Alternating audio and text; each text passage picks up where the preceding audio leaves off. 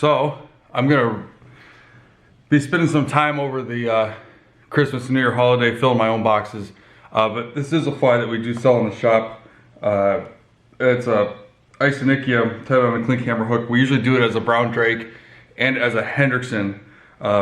This year over the summer I experimented with a couple different ideas, and this one I seem to think fished the best. The Klinky hammer was originally a caddis. It lends itself well to mayfly imitations just because it seems like fish target mayflies that are half in, half out of the water, particularly during the Isonychia, which is a strong swimming mayfly. So their first point of vulnerability is when they are hatching. Hatching Isonychia on the ensemble are a big time event. On some streams, I think faster streams, the hatch actually occurs on land. But for us, they're important, and so we spend a lot of time tying imitations of Isonychia duns and emergers, and they're a great blind fishing fly. That's a great blind fishing hatch because there's not a lot of big bugs, but the trout just love them and they're looking for them, and they hatch sporadically throughout the day. I mean, the peak of a Isonychia hatch is often at 7 p.m. so you can see some huge fish feeding right when you get to the river, thinking you're looking for drake spinners, and the best fishing is the Isonychia. I use natural squirrel dubbing because we actually want the body of this fly to get pulled down.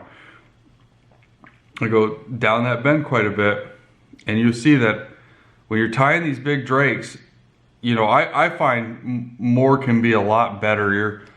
Your June fish are very spoiled, and so we need to, I don't know, sort of appeal to that spoiledness and say, look, here's a big gigantic piece of food for you to eat. We're gonna break some rules with this fly on purpose. So we're using this olive thread, and the olive thread's gonna give the fly that sort of battleship gray-green color that the dun is.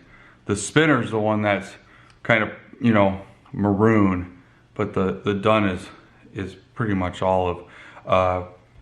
So there's a lot of different ways to do these steps, but the way I tie in these tails, this is a black pheasant tail because the nymph is black. I don't know if this part matters, but it looks really good.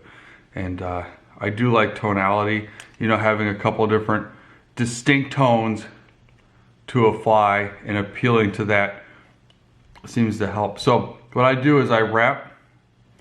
This puts that olive color into the body, especially when it gets wet. Pull this down, the pheasant tail down, wrap it, a couple wraps there, make sure that's on top of the body, and then just kind of go up nice and even. And it gives it a pretty nice look. So now you have segmentation, you got two tones, and you're up at the top of the fly here. Now I'm gonna adjust my hook in there a little bit to bring the top of the fly up, make it flat. So that's where we're gonna do our parachute. All that we've tied so far is basically an Isonychia nymph.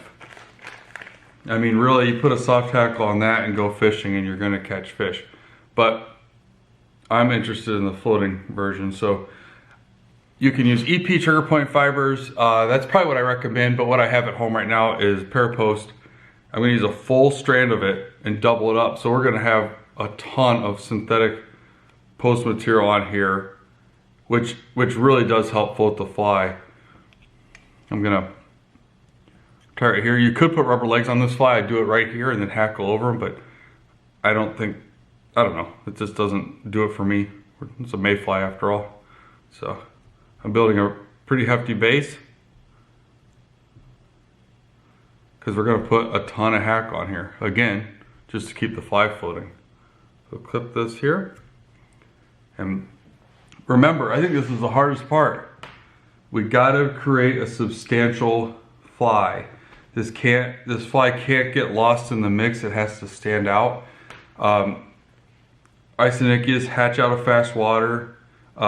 They hatch particularly heavy out of the bigger stretches of our river. So I don't know right now when I'll be fishing this, but it's quite possible it'll be floated down big, hard chop, fastest part of the riffle, and it needs to stand up to that sort of situation. So what I use for hackle is one natural dun or a medium dun and a grizzly. I like mixing those two hackles together. I flare them out and clip them. So I have stems to work with, and I tie them behind the post right there. And now we'll go in with the dubbing. Again, we're trying to make a big fly here. So I always say less is best with dubbing, and I still think that's true, but just less true with this fly.